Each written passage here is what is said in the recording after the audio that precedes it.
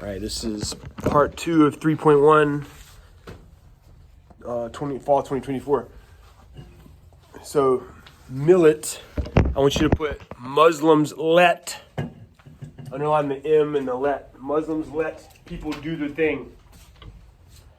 So whenever they would take over an area, they'd be like, a bunch of Jews here, that's fine, as long as you just follow our rules and pay us taxes.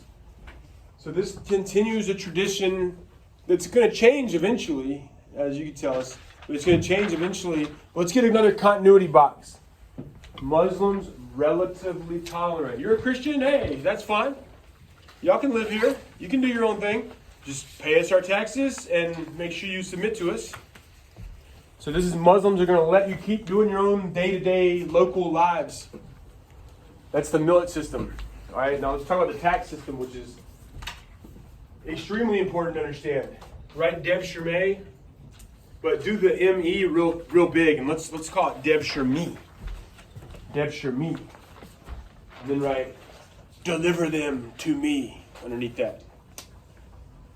Dev Shirmi, deliver them to me. And then put human tax. So they taxed other things, but this is a human tax. They really wanted little boys who were young enough that they could be taken and raised. Don't feel too bad for the little boys though, because the little boys were treated extremely well and given extreme training, all the best training, and they would either go one of two tracks really. They're either going to work high in the bureaucracy or they're going to be like elite soldiers. And you need to know that the elite soldiers are called janissaries. Write that word janissary and make the S at the end big as well.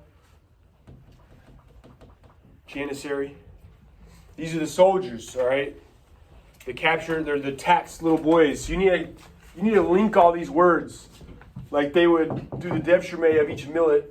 Not all the millets, but they would do the Dev Shirmei, like this tax, and then the ones that were going to be in the military, janissaries. So I want you to write Jesus. They start their life just like this word starts with a J.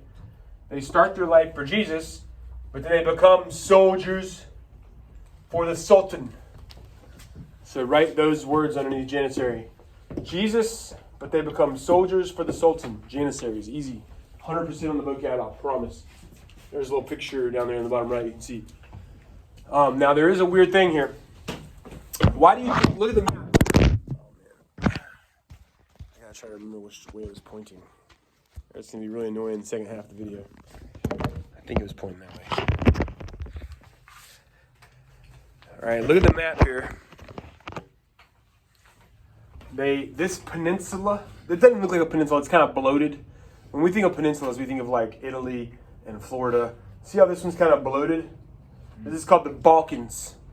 And they're going to take most of these Dev Shirmei boys that are going to come from this Balkan region.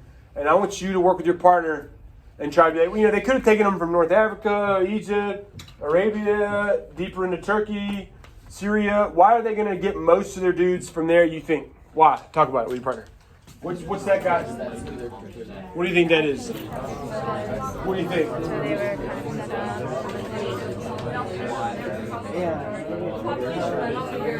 Why do you think?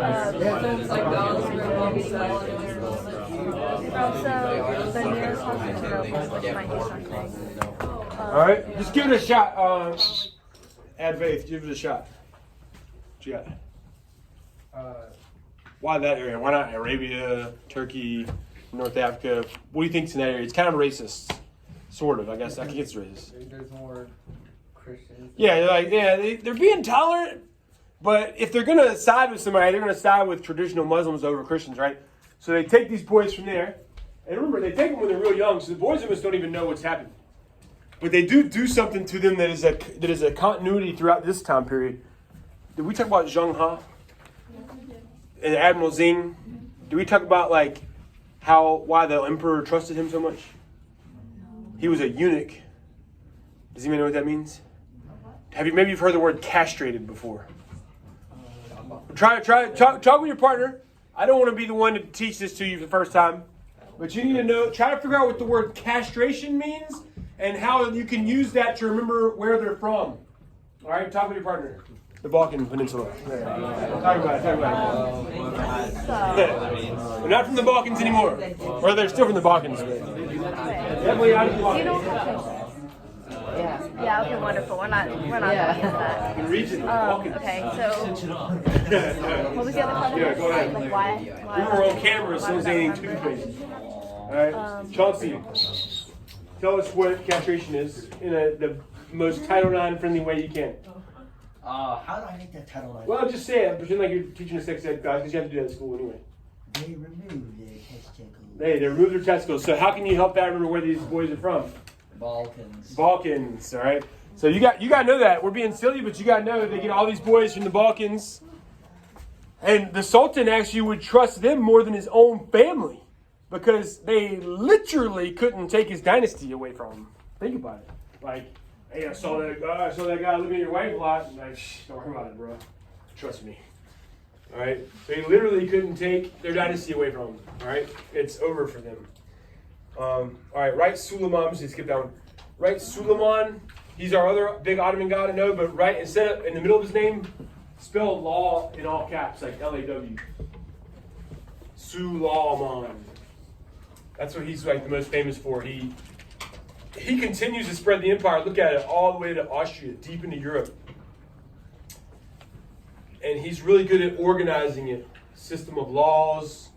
The bureaucracy gets real big and gets organized. Taxes. You didn't know their tax situation, right? Tax farming.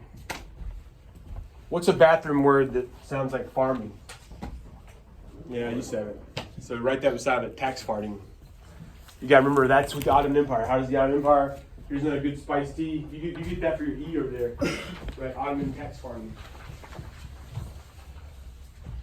And I gotta try to explain tax farming real fast. It's just they would go to each millet and they'd be like, hey, they would farm it out.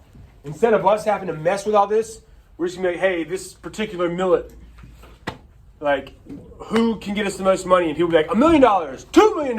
They'd be like, sold. And it's up to that guy to bring in $2 million. And the Ottomans get the money without having to worry about actually collecting it. Does that make sense?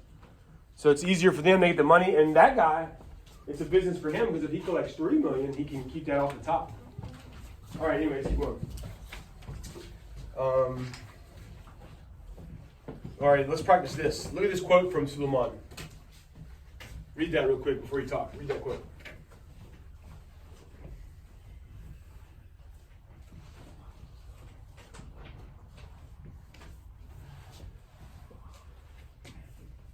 I want you now to try to push with your partner and press. Why would this man say something like that? Like, what is he trying to do? Like, what is happening here? What, like, just have some theories. Why would he be bringing God into it and all this stuff? Like, why would any ruler bring God into it? We've seen this before. Why would they do it? Talk about it with partner. See who can figure it out. He's very religious heavy, like very Christian, a lot of land. He might be saying. Hey, turn and look back here. Now keep talking and make it into a sentence. Look at our sexy reasons why you do anything. Saying What you got? to legitimize his rule and try to keep his legacy and try to keep maybe others from trying to conquer his land. Samyukta, what you got? Oh, we said that he's trying to make more people lenient to Islam, and also he's also trying to kind of legitimize his religion. There you go. That's what I was going for. Well, is he trying to legitimize his religion? Maybe. But human beings are usually a little more selfish. Maybe You think he has an ulterior motive here? maybe himself by trying to relate to God and Yeah, he's kind of, we've seen this before. Mandate of heaven, hey, I'm with God here. It's making him look like a good guy. Like, I'm in it for God, I'm not just some king. All right, so anyway, that's good. Good job, y'all. We're done with the Ottomans. We'll come back to them like every day, but I'm not going to talk about the decline. The cheat code for the decline is they're all going to die because of Europe eventually. Let's go with, I want to see this all the time in your buckets. The question about maintaining power, I forget which number it is. or legitimizing power. This is fun, yeah. So put number 2. My favorite one is monumental architecture. Monumental architecture. That's straight from the CD. What's a good way to legitimize your power? Monumental architecture. Like, whoa. Did you see the Washington Monument? Whoa. I want us to now do a quick turn and talk with your friend and try to get at least 5 things from around the world that are like man-made structures. So don't say Grand Canyon. Where you're like, yeah, everybody knows who that is, and they're like, whoa. 5 things around the world. Do it with your partner. Go. Yeah, good. Good. Machu Picchu. We're going to ask 5 people, so make sure you got 5. It's another good one. Let's see. Eiffel Tower, Leaning Tower of Pisa. Whoa. All right. Chi-Chi, what you got? The Great Wall of China. Great Wall of China is a good one. That's a monumental architecture. You're like, whoa, they built this. All right. Shushan, what you got? Eiffel Tower. Eiffel Tower is a good one. How about Elias? What you got? Taj Mahal. Gia. Notre Dame. These are all good. Sulis. Statue of Liberty. Statue of Liberty. These are all good. The most famous one from Unit 3, somebody just said it. It's the Mughals. Does anybody know which one they just said? Taj Mahal. All right, so we'll get that in a second. You need to know one piece of monumental architecture from each area, though. So beside of monumental architecture, number 2, pick one. You know what's even easier? This one's called the Suleimani Mosque. I mean, just put that. You don't even have to spell it. Don't even look. You don't have to spell it in May. Spell Suleiman. If you put Suleiman Mosque, you get it right. The Suleiman Mosque. Ottomans. And this is legitimizing your power. Suleiman Mosque. You got it. You already know one for the Mughals. Why don't you add it? Why don't you abbreviate now? Go to the Mughal box and put, what is it, number 2? Is that what it is? Yeah. Put number 2, monumental architecture, since you already written it once. And then put, well, you tell me again. What is the Mughal one? Taj Mahal. Good. All right. We're done with them for sure now. I want you to, I'm trying to show you something. Ignore the bottom one. That's the Sufis. You got that. Look at that chart up there. I'm trying to get you to remember something. What do you think I'm trying to get you to remember? Work it out with your partner. 7 through 65. What are the words? What do you think I'm trying to show? We got death of Muhammad, and we have a split. Yeah, 7 through 65. There you go. Who is it? Which group is which? Which group is which? So, Which group is which? 1 times group 2, I think. Make sure you got an answer. Group 2 is the one that's related. Which one's which? to Muhammad. All right. Trey S., what you got? Should I say group 1 was Sunnis? Sunnis, yes. Group 1, Sunnis. What's group 2? Shias. Shia, all right. So, does anybody here know Zane Bowers? Yeah. You know Zane Bowers? You know Zane Bowers? Yeah.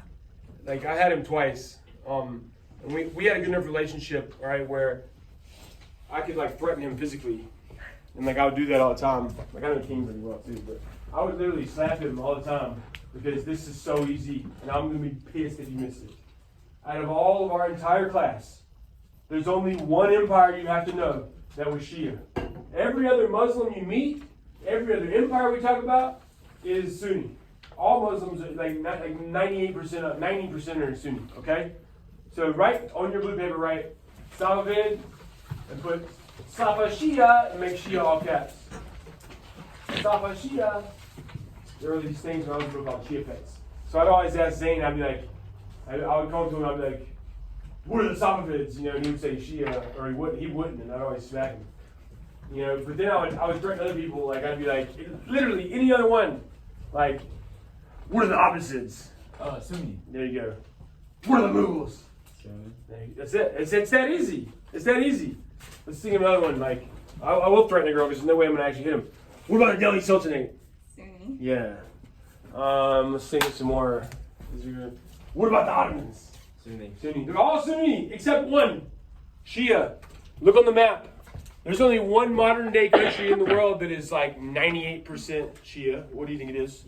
Iran. Iraq has a lot. Iraq's like 50-50, but Iran is like 99% Shia. All right. Let's get a continuity on your historical thinking skills. Tension between Sunnis and Shias. And let's go back. We're going to go real fast here, back and forth. Back to the bucket over there. Who are the Safavids fighting against? They're fighting against their Sunni neighbors. So put like what's conflict? What was that? Number 3. So put a 3 under Safavid and put Sunni Ottomans. They fight the Mughals too on the other side. And then for the Ottomans, put number 3. Put Shia Safavids. You can abbreviate it, Safs. And then the Ottomans are also fighting the Europeans. Wait, what was number 3 for Ottoman? The Ottomans are fighting the Safavid Shias, but they're also fighting Europeans. Like they fight the Byzantines at first. You can put BYZ. They're fighting against the Look where the Ottoman Empire is on a map. Where's the map at? See? The Ottomans are going to be fighting Europeans and the Safavids. Alright. That's the main thing you have to know about the Safavids. I'm going to leave it up to Hamler for the rest of your stuff. You just got to know they're Shia, bro. And you got to know that they're... Well, you tell me. Who is more likely to fight in a family? Like, who's more likely to start a fight? Older brother, little brother? And talk about your partner. Have a reason why. You gotta have a reason why.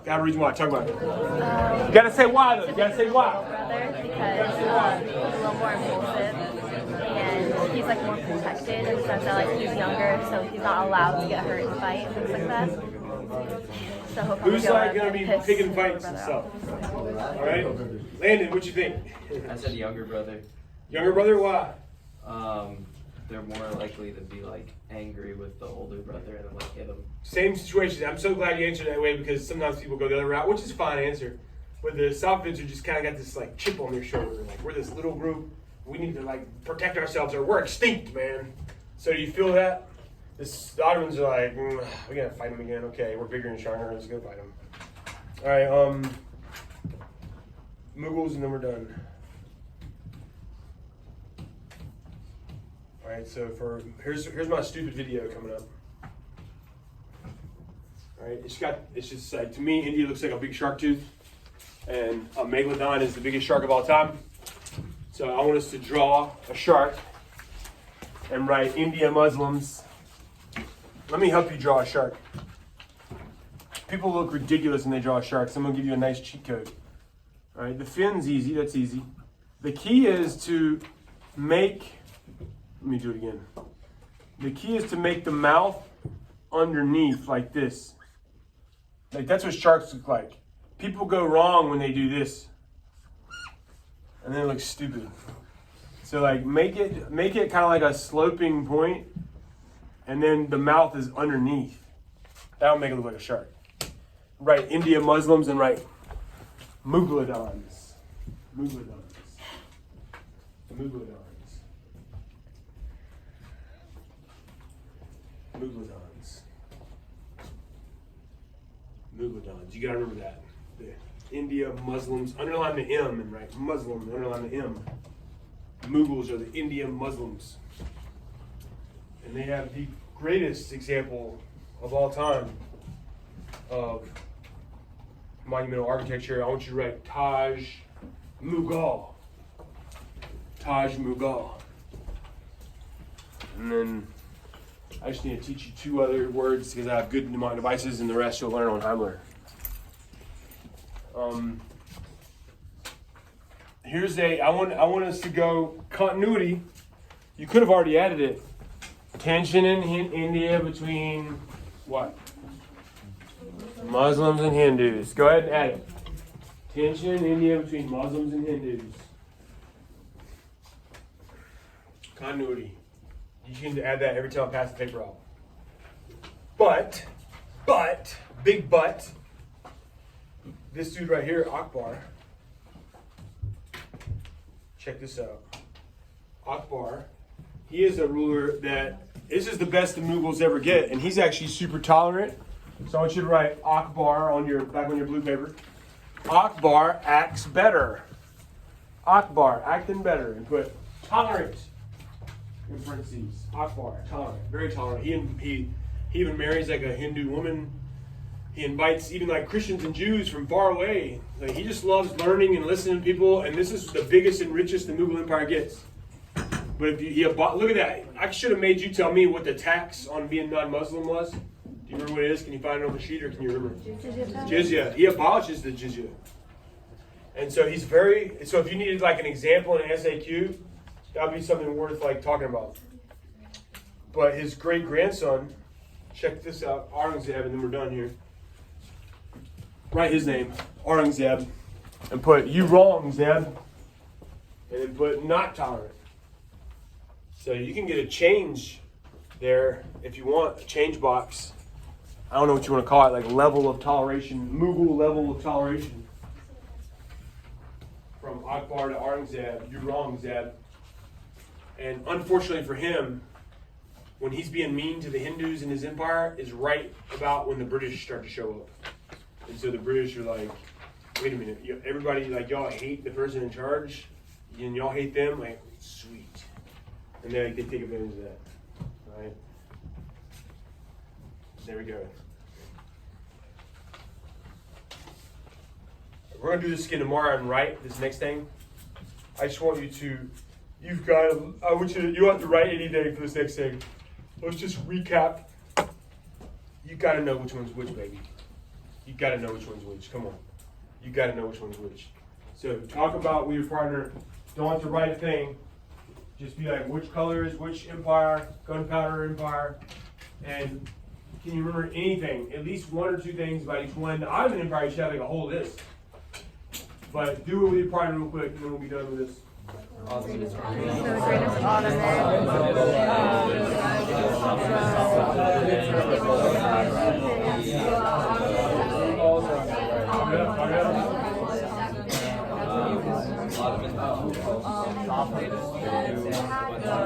Like Sultans.